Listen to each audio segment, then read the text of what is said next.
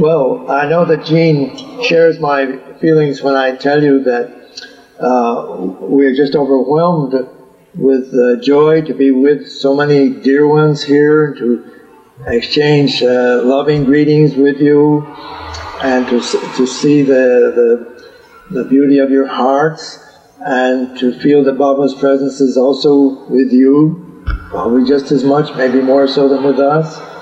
And it is always a joy for us to share with anyone who would like to share in Baba's love. So this is a special, very special occasion for us. After all of these years of not seeing Baba, you would think that perhaps some of the memories, very precious memories we have of being with Baba, would begin to fade. But they don't fade. We're still enjoying them, and especially when several of us get together, like our family, we begin to reminisce, and we discover little things that we had never discovered before, little meanings, and some very profound meanings that Baba had been trying to get across to us in our many contacts with him. And also, we have talked with a few people yesterday and today, and we see that Baba is very active with you all here, just as much so as with us. So it isn't that any one of you is an outsider looking in. You're all on the inside, and Baba has you in his net and drawing you closer to him.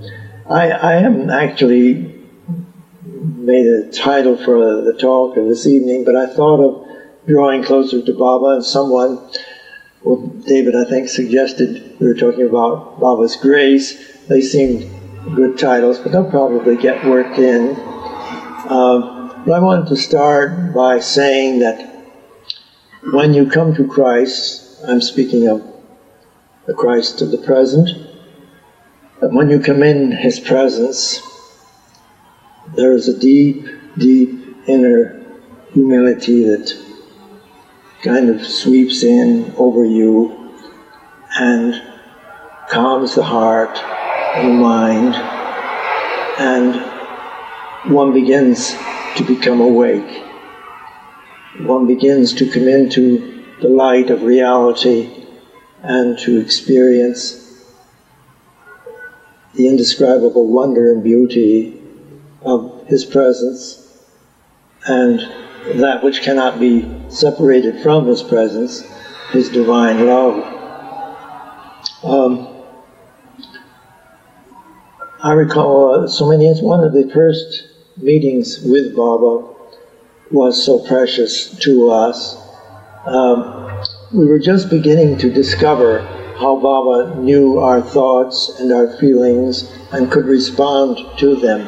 At that time, I wasn't aware completely of everything that Baba was doing.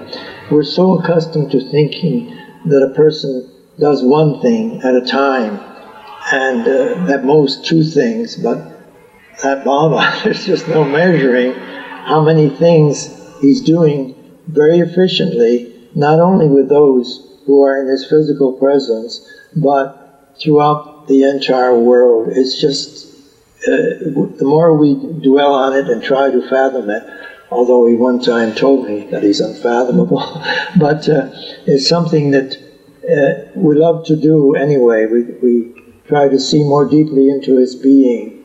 Well, I was going to tell you about one of these first meetings. It was in a hotel in New York City, and we had been with Baba up quite a bit the previous 2 days, but during those 2 days I had not been able to get really close to Baba. And there were two couples of us, and one couple sat on Baba's left on a divan, a rather large sofa, and Jeanne sat next to Baba, and I still felt frustrated. And I didn't know at the time that Baba flashed it to me what to do. I thought it was my own idea. Well, why not sit on the floor in front of Baba, get on your knees and sit back on your heels? And I thought, gee, that's a good idea. And I'm sure now, as I think back, that Baba flashed this to me because of other events. He would respond to, without any acknowledgement of it, respond to so many things. And so that was a most precious place to be, with Baba sitting there with one leg over like that, and to look up into the indescribable beauty of his infinitely loving eyes, and to be in that continuously radiating presence, the presence of Christ. We try to imagine what it could be like. Some of you here also have shared that experience of being with him in the physical body and found it equally as wonderful as we did. And for me, sitting down there like that,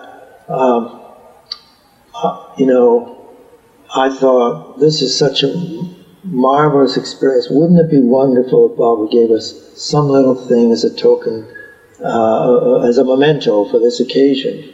And instantly Baba snapped his fingers and had Chanji go to a vase and bring back a rose, and Baba handed each one of us a petal from this rose and said, keep this as a memento of this occasion, quoting my thoughts.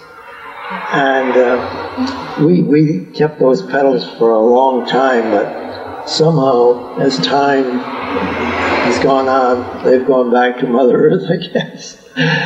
But sitting there so close to the foot, the beautiful foot of the Christ, I just became overwhelmed with a wish to stoop over and kiss his foot. And I was reminded of the woman who came to Jesus with the vial of precious ointment and poured it over his feet and then wiped his feet with her hair.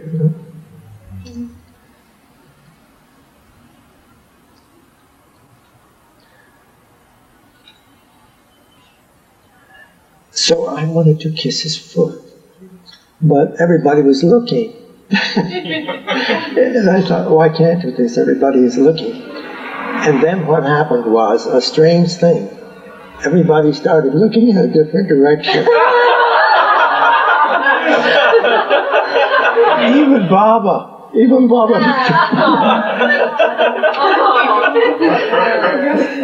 how quickly he responded. And so I hope you will feel that you share with me a little bit of this great blessing of just stooping over and kissing his foot. Yeah. The Christ, that precious foot. And I'm sure that he's with each one of you more than you know, because most of us are not sensitive enough to actually see him when he's near. We feel him more than we actually see him. But as we've given more and more of our hearts to him, he enters more into our lives and works with us in many ways, including the most trivial things. And he's interested in drawing us into his being. Well, that's sort of a strange thing to say, isn't it? To be drawn into the being. But it is the being of the infinite, the immeasurable, the timeless. And when we would come to Baba, we would come. I think he worked with us, well, sometimes I know it was for years, and now as I think back, it must have been lifetimes. I don't think anyone came to Baba without him having worked with them, preparing them for this blessed encounter. But even so, even with all this preparation, and we too would consciously do our best to clean up our act and be presentable as much as we could to him inwardly as well as outwardly. But even so, when we would come into his presence, a decrystallization would begin to take place right away.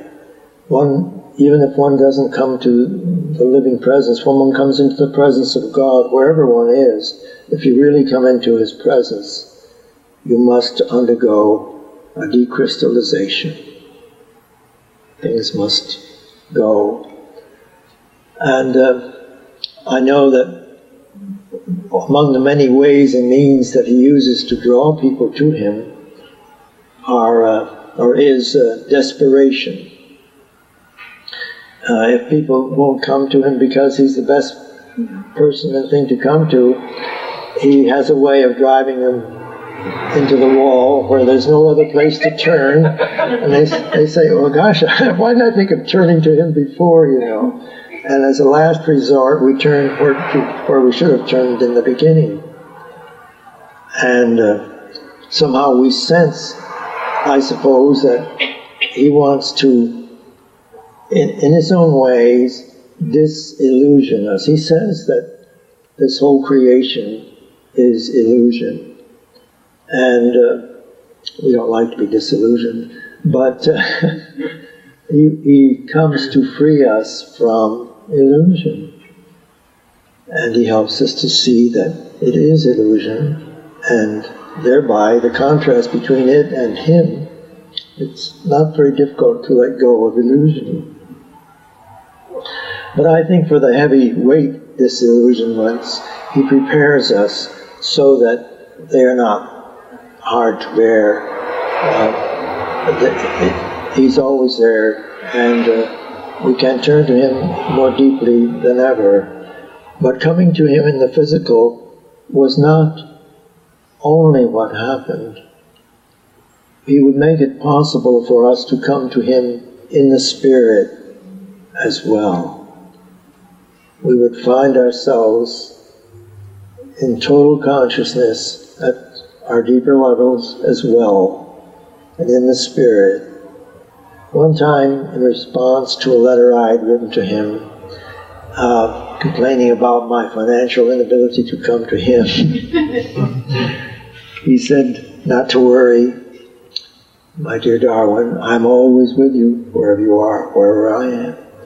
And He said, "Those who are united in love are always in spirit, and they know no separation." So, I think He takes us into the level of the Spirit and helps us to discover that we're not a physical body. We're something that is beautiful at the inner level, and that because of Him, our inner nature is beautiful, and He is able to unveil that nature and make us more conscious of it. It is an act of His grace.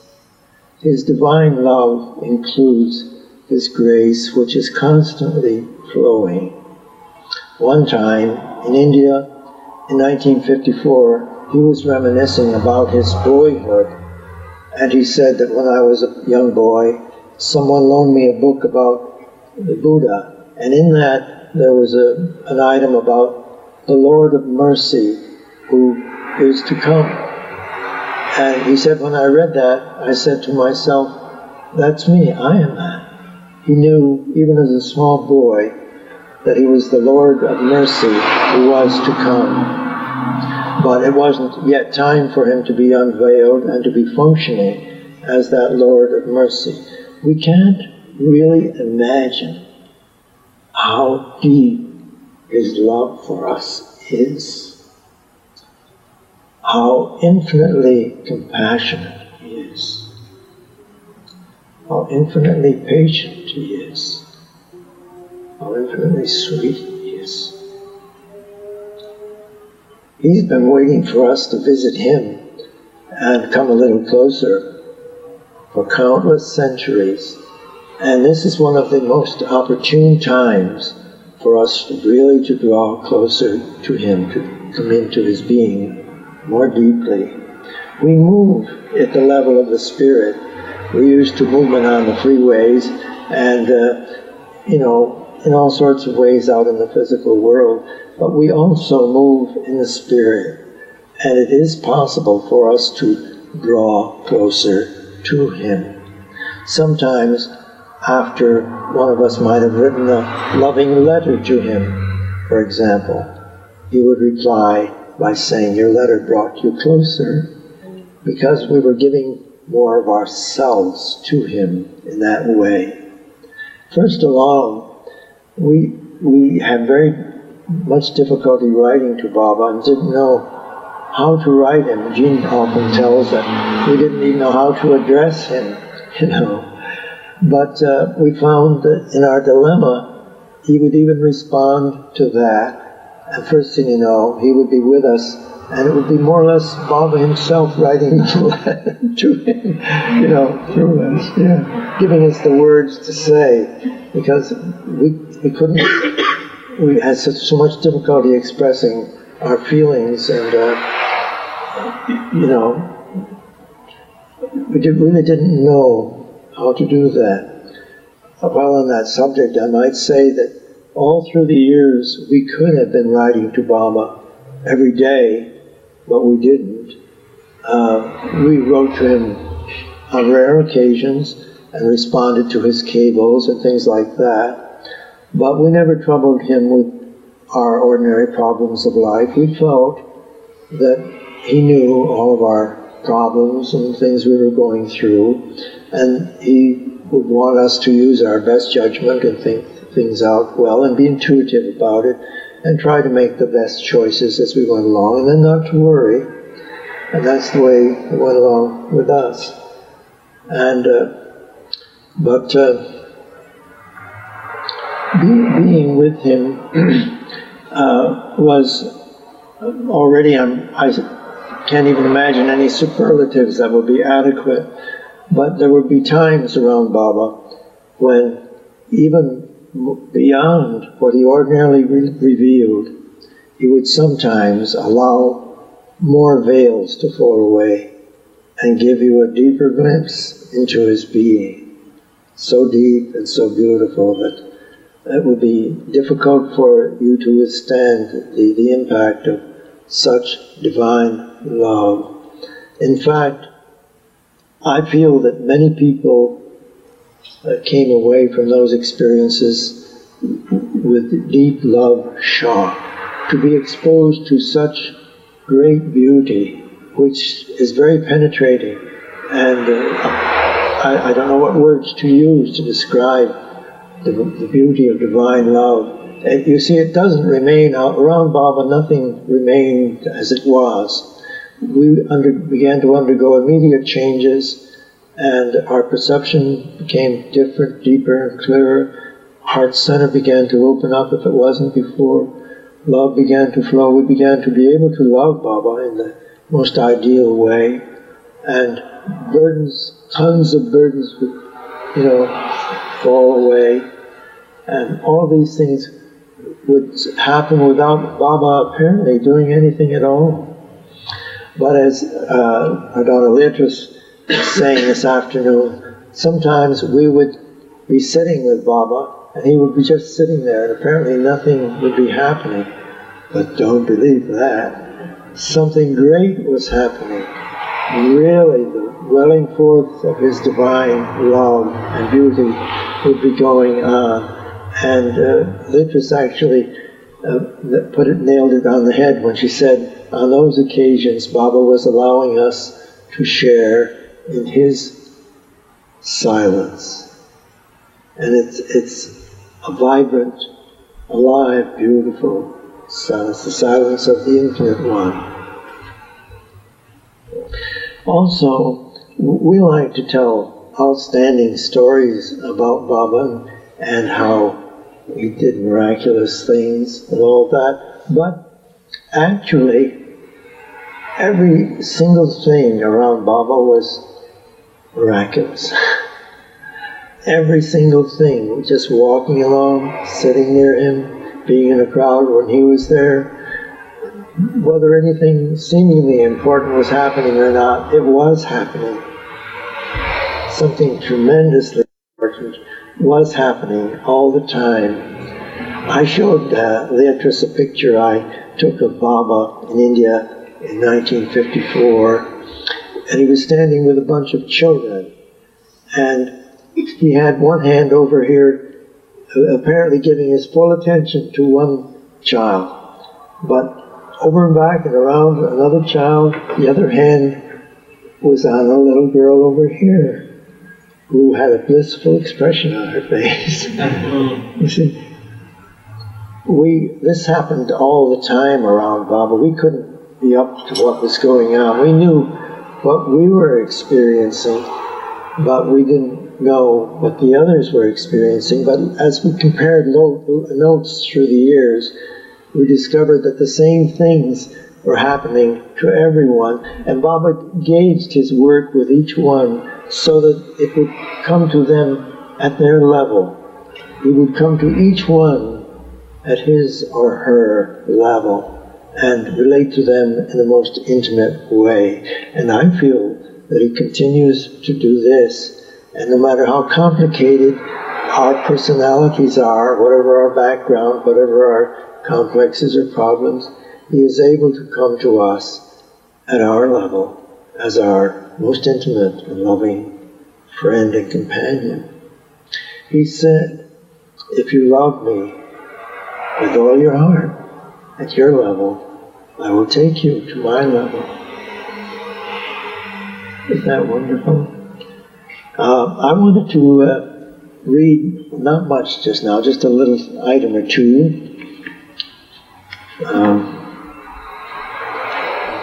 See if I can find this one.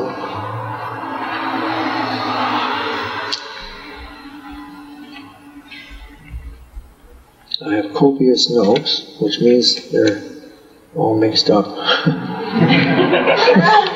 I've always wondered what that word is. Yeah, that's what it means.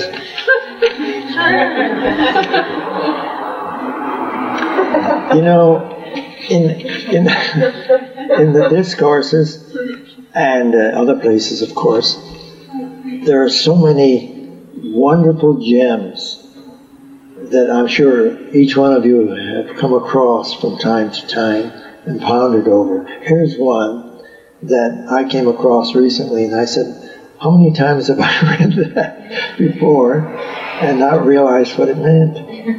Baba said, the end sought in the spiritual field is, and it was in capital letters, completeness.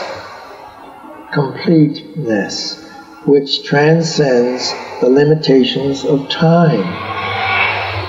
And this is in the discourse on sadhana, in case you want to look it up. Completeness.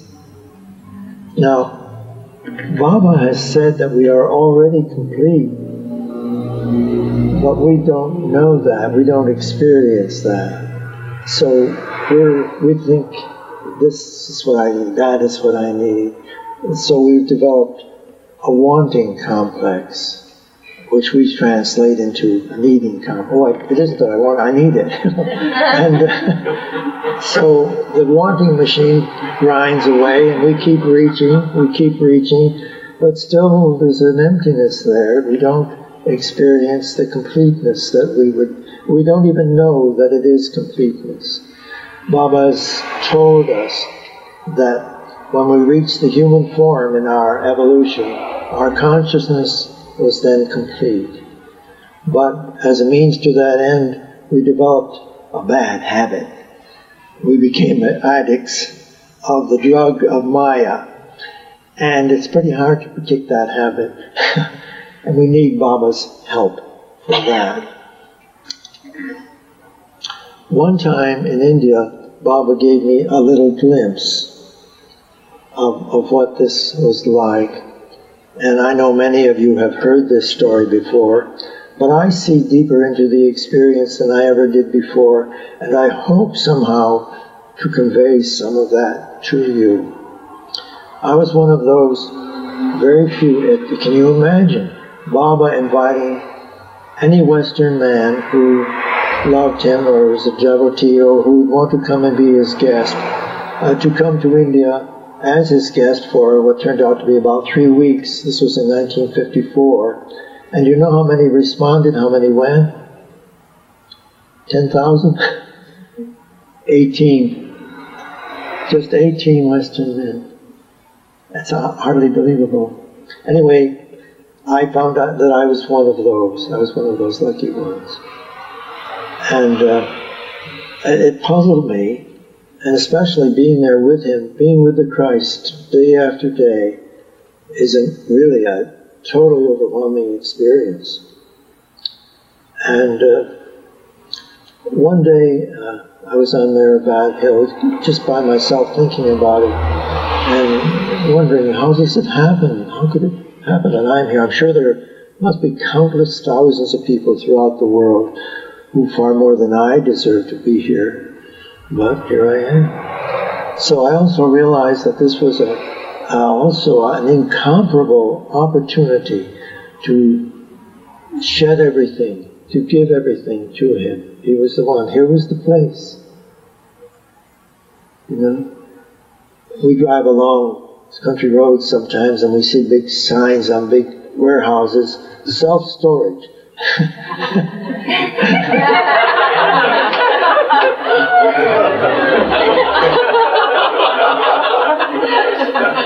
Where do you get rid of the self? I was surprised. I didn't know you could store them in these things.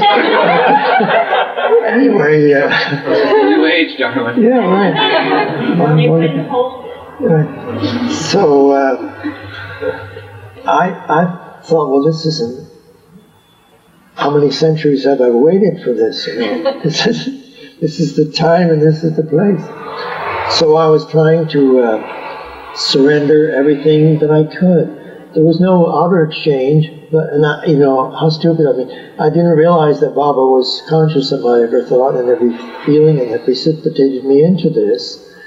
And so I began working, you know, like a person in a basket with a balloon, trying to throw out all the ballast, you know, so the balloon would go up. And so I was working at a deeper level than I'd ever been able to work before, and was able to unload a great deal. But I finally came to a place where there was a blockage, and I couldn't do anything with that. As struggle as I might, I couldn't do anything with it. And I thought, well, I'm thankful to have been able to have done this much, and I was very grateful for that. And at that time, it didn't occur to me that Baba even knew about it, or that he would intervene or anything. Can you imagine? So, but one day, I still had that lump in there, that blockage. Baba, he would never have you sit down and go through a ceremony with you. If he wanted to work with you, he didn't have to have any acknowledgement or any outer sign of it, you know. Well, he was standing with some other people 10 or 15 feet away, and I just happened to glance over his way just as I never know how to describe this, a great wave of light, of beauty, of power, of divine love, of fire, came from Baba directly to me and swept through. I couldn't do anything about it. It was grace. It was that flash from the eternal.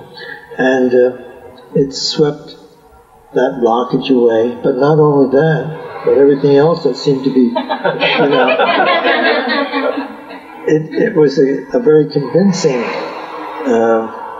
experience of his ability to sweep out the Augean, is it stable of humanity, sweep out the rubbish, you know. And but I just stood there transfixed after that, and the others were moving around, and Baba was going to go down to lower Mehrabad and light the Duni that day. But I still stood there transfixed with wonder at what had happened.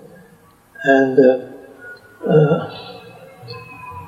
I experienced total bliss, total love, total freedom, no sense of any want of any kind. Any desire or any want would be just simply out of the question. I felt totally complete. I felt complete. This is a glimpse of our own completeness. And in trying to put a name on it, I suppose my mind drifted to the 23rd Psalm, and I thought to myself, that's it. He restoreth my soul, and I felt that I had been restored to wholeness.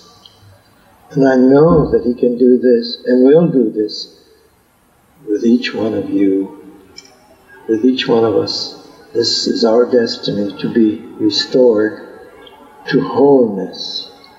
This is why it is so important for us to stop the wanting machine. As a result of that experience, I wrote, said he,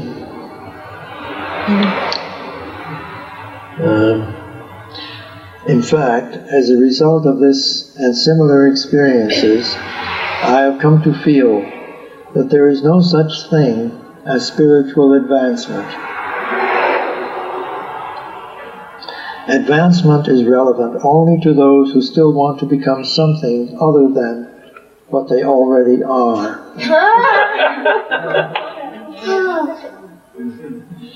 As a result of man's subjective sense of incompleteness, he searches in the objective world for that which seems to be missing. He wants to discover and experience his own completeness, but not understanding this, he wants objective things which he unconsciously feels will fill the void which he experiences. Thus, wanting becomes a way of life for him. But it is also one of the main factors which bind him to a continuous but futile search to find and get the missing something. It is only when man at long last becomes resigned to the will of God that he can cease wanting. And when, again at long last, he recognizes that sooner or later he will have to relinquish all objectives, all gains, all losses, and even the sense of qualified self, with its consciousness of being good and or bad, or anything at all, and becomes reconciled, happily reconciled, to being nothing, but happily nothing in the Beloved's love, that he is enabled to become aware of his own completeness. But he is not able to do this by himself. For this he needs divine love and grace. But this is given freely to those who will accept it. You know, in the universal message, Baba says, he gives us quite a message, and then even partway through this message he points out that it is simply a matter of relinquishing the separate self. And he says that this is found to be almost impossible to do. But it is possible through my grace. And he said, I have come to release that grace. Could it be that we're not accepting enough of Baba's love grace? Are we holding back? Do we think he really is not omnipotent, omniscient, and omnipresent? Do we think that the little obstacles that we have are too much for him? Are we hoodwinked by Maya's creation of time into thinking that it's got to be 10,000 years from now? Don't you think he could dispel these veils like nothing? He could and can, if you and I will let him. They can all be dispelled. Baba gave a discourse which is in the book, The Everything and the Nothing, and it is titled, Truth is of God, Law is of Illusion. We are creatures of law, and we say you can't do that now because of this and because of that, and everything is cause and effect. We even take Baba's measurement by our own conception, or rather misconception, of all of these things. And we even think he couldn't do these things now because it's against the law. But he is above all laws, all limitations, everything. In the discourse on the supervening orders in the universe, Is that what it is? Something like that. That's in the beams. He lists the various stratas of laws and how they interpenetrate and work. But the final law, thing that goes above all laws, is divine grace. Divine grace. And even great saints who are conscious of the planes, and Baba doesn't want us to bother about the planes at all, have to come to him in all humility, become nothing, and accept his divine love, grace. So we must come to that, and it isn't a demeaning thing at all. It is a very beautiful thing to come to the point of inner humility where you can take hold of the hand of truth, you can accept the cleansing of his love, grace, and through his hand step into his kingdom, into his inner presence, and be there with him. On the anniversary of his birthday, and it was on this anniversary of my birthday, I give you my blessings for the death day of your false selves, and for the birthday in me of your one true self. See? And I was inspired to write the following. Although I am unable to measure the full significance of Baba's birthday message blessing, I feel that it is as though his love and compassion for us could no longer be contained, and in his infinite mercy, spontaneously found expression, as he dipped deeply into his immeasurable treasure chest, to quite simply and most lovingly offer us the crown jewels of the kingdom of God. It is as though we, who had been struggling vainly to find some way to get into the impregnable palace of the king, were suddenly confronted by the king himself, who smilingly opens wide the door and says, "Please come in. I want you to come in and share my treasure. It is my gift to you." And who would mind being crushed by the overwhelming beauty of his love? And who would care what became of the self as one, thus enraptured, accepted the priceless, the timeless, the immeasurably loving hospitality of the king?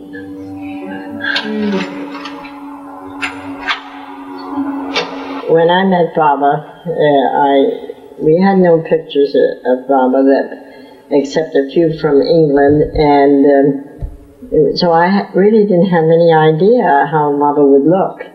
And when we did get to New York to see him, we had an appointment, and Princess Rita Machiavelli saw us there in the hotel. I won't tell the beginning of that, but the appointments were canceled for that day because Baba came late on his ship. And she said Baba would be in the next taxi. She had just come from there, and so we kept looking to see if Baba, if there's anybody that looked like Baba.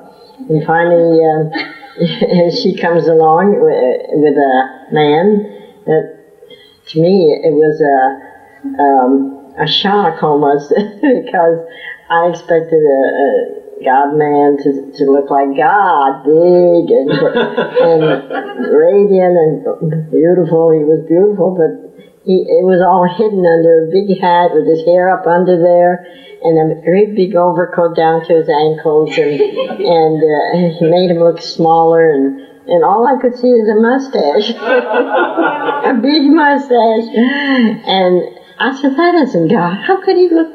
How could that be God? And I sort of, withdrew myself, And Baba just put his hand out, and I'm looking. I was quite young, of course, then, and my 20s, I guess. And then Narina and Baba went. Of course, Baba shook hands with Darwin, and Darwin, of course, saw something else. You can tell it yourself. I won't tell it. and then Baba and Narina went towards the elevator. But I was so curious to really see more of him. We weren't supposed to see him that day. You see, our appointment was canceled too, but we started off in Schenectady anyway, thinking that maybe we'd catch a glimpse of him, and we did. But we didn't expect to see him that day, but it worked out differently, of course. Baba knew our heart's longing, and so I felt, I don't know if any of you had a feeling that somebody's looking at you from behind and you're conscious of it, you got to turn around. So I wanted to sneak a look to see where Baba was, and I gradually turned my head and I turned around, and Baba's doing the same thing, and he goes like this. And I quickly turned back. I said, oh, he caught me. No, but I had to do it again. And I turned around, and Baba's turning too, and that happened 3 times. I still had to look. Well, the 4th time he was already on the elevator. So it was, and then we were waiting, and there was a little lady there with us who brought a cake for Baba, and her appointment was also canceled. But she said, now I see baronesses and princesses going up there. I'm just as good as they are. I'm going to sit here, and Baba knows everything. He's going to see us. You wait. And then besides, you have no place to go. I'll put you up for the night. You have to wait for me. So we were stuck. We were shy, and we didn't want to, have them think that we were pushing ourselves in. And after 2 hours there, and she was chatting away with us, telling about her stuff. And so Elizabeth was sent downstairs. Baba told her, he went like this, and he said, bring those 3 up. And we were the only 3 there at that, when she came down from the elevator. So we just, we were so pleased and so excited. Oh, really, we're going to see Baba. Well, it was a different story when we went upstairs, altogether different story. Baba knew how I was feeling, and he made me see him quite differently. And of course, when we were asked to come in, we waited outside of the big room, and ladies first, so I walked in across the doorway, and I was stunned. I saw Baba out there, and he looked like he was up in the air, white gown, long hair, so beautiful, and I didn't see any furniture, I didn't see anybody in the room. I don't know how I got over there to him, and, Baba embraced me so hard, and I felt like I found my real father, meaning that I knew the love of a husband, father, and mother, and all those loves, but I never felt this kind of love. And he was then I said, he is the godfather, so to speak, I thought, to me. And so he set me down right here by him and Darwin on that side. And this lady took over. She went too, so she started giving them the cake, and she was giving all those endearments of my master, all my love, this and that. And I wanted to do that. And I was sitting there, and I began to feel repressed, and my sobs from the vibrations being right next to that great, light and dynamo that Baba was. Of course. But I always noticed too, that he never wanted us to pick up a candy or a stone or anything that he had thrown to us and we had not managed to catch it. He would say, no. We'd have to return the candy. We'd have to catch it. I don't know what there was about that. And I know he threw a stone to me in India one time. You may have seen this in that 54 movie. You may have seen Baba sitting there and pick up a stone and toss it toward the camera. Or he's tossing it to me. The story behind that was that a woman from our group in Schenectady, who has since passed away, said to me when I was going to go to India in 1954, if there's anything at all that I would like to have you do for me, is to bring back a stone that Baba touched.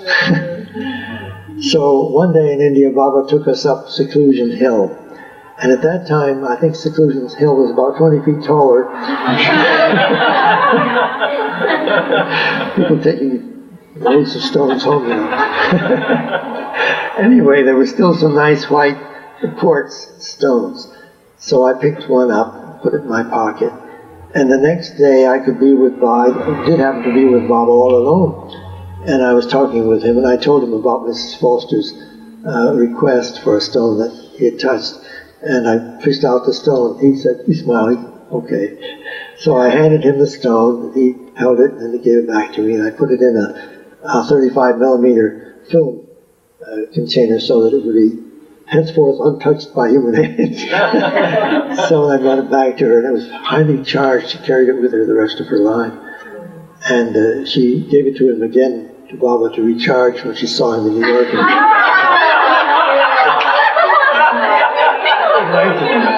1956. Yeah. And meantime, in India, I tried not to entertain any thoughts of such. I'd like to have a stone like that, or I tried to keep any thoughts like that out of my mind. And I did my best to keep them out of my mind. But a few days later, we were at this darshan program at the Kushal quarters, where Adi's office used to be and where the trust is in now. And several thousand people came for Baba's darshan that afternoon. And right in the midst of that, Baba picked up a stone and held it a couple seconds. And to my surprise, he tossed it to me. I reached for it and I missed it. Oh. I thought that was the end of it. But the infinitely patient one, after all, picked up another stone. And this time he...